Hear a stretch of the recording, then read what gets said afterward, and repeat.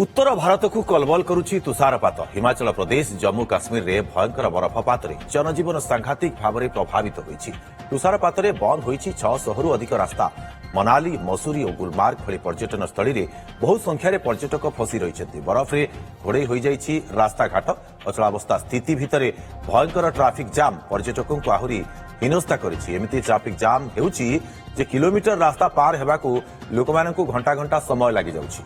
हिमाचल प्रदेश में 600 रु अधिक रास्ता और जम्मू और काश्मीर में जातीय राजपथ 44 समेत अनेक रास्ता बंद रही। पाणीपाग विभाग पूर्वानुमान तुषारपात जारी रहिबो आगकू तेणु आगकू स्थिति आहुरी संगीन होई पाए।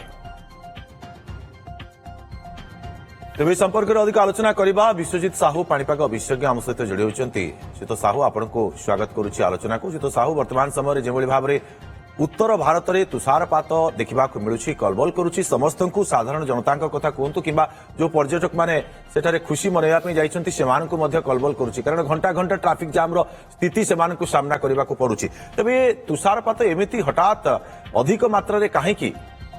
नमस्कार। प्रथम तो आपण जदि देखिबे हमर जो उत्तर भारत रे वर्तमान लगाण भाबे तुषारपात जारी रहिछि तार पछर मुख्य कारण होछि जेतु पश्चिमा झड़ गोटे सशक्त पश्चिमा झड़ आमे कहि परिबा विगत 4 रु 5 वर्ष जदि आमे डाटा उठेकी देखिबा चलित वर्ष रो जो एबे जो पश्चिमा झड़ इंपैक्ट करिछि उत्तर भारत को बहुत सशक्त पश्चिमा झड़ प्रभाव रे आपनकर उत्तर भारत रो बहुत राज्य रे आपनकर तुषारपात देखा मिलछि। इवेन आपनकर बहुत स्थान जेंति उधमपुर हैला किंबा आपनकर राजस्थान मध्ये किछ क्षेत्र रे हल्का जगह आप तुषारपात देखा मिली जोटा कि 18-19 वर्ष पर आम कह रेकर्ड स्तर में आप तुषारपात होती।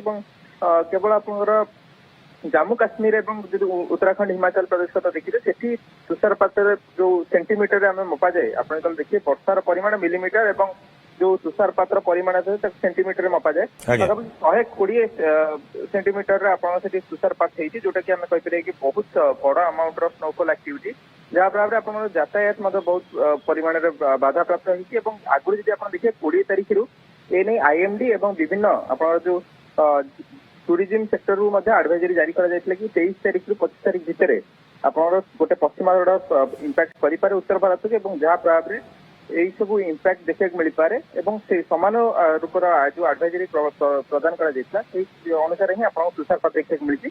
जदि देखिए आज आप तुषारपात परिमाण कमिबो एवं आसंता काली आम कह पागरे धीरे धीरे परिवर्तन देखा मिल पारे।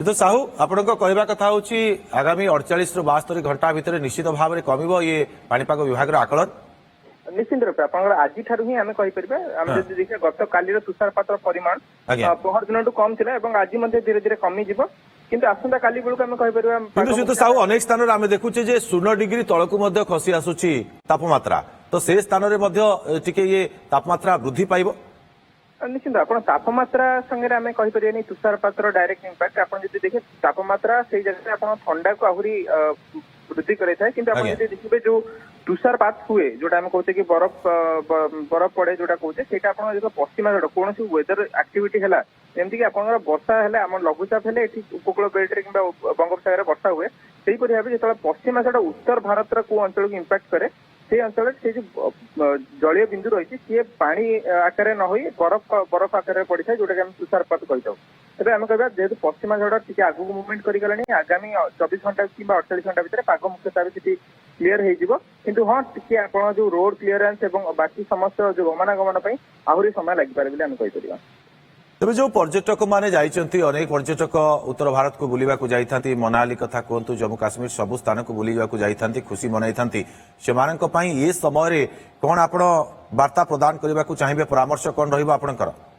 निश्चित रूप आप जो कारण आम जो बर्तमान देखुचे रोड उपर पाखापाखि आम कह 4 रु 5 फुट आपंकर बरफ जमी रही क्लीयर करने को आहरी गोटे 3 रु 4 दिन समय लगे तेज जो मैंने भी सेठी बसवास कर भल रही आहरी 2-3 दिन पर्यंत से स्टे नियंतु से जगह बाहर को आसता नहीं कारण आप देखिए 23 तारीख जो रिपोर्ट था लोक मैंने 23 और 24 राति से एनएच उपर ही बिताई कारण आगू को जावाक ही रोड क्लीयरेंस नहीं କାରଣ ଆମେ ଦେଖିବା ଯୋଉ ବରଫର ଚାଦର ପାଖାପାଖି 4 ରୁ 5 ଫୁଟର ରୋଡ ଜମି ରହିଛି। ତେବେ ଆମେ ବେସିକାଲି ଯଦି କହିପାରିବା 26 ତାରିଖ ପର୍ଯ୍ୟନ୍ତ ଯୋଉମାନେ ଉତ୍ତର ଭାରତ ବିଭିନ୍ନ ଅଞ୍ଚଳରେ ଫସି ରହିଛନ୍ତି ସେମାନେ ଯୋଉଠି ଅଛନ୍ତି ସେଇ ଅଞ୍ଚଳରେ ହିଁ ରହିବା ଦରକାର, ବାହାରକୁ ନ ଆସିବା ଦରକାର ବର୍ତ୍ତମାନ ପାଇଁ।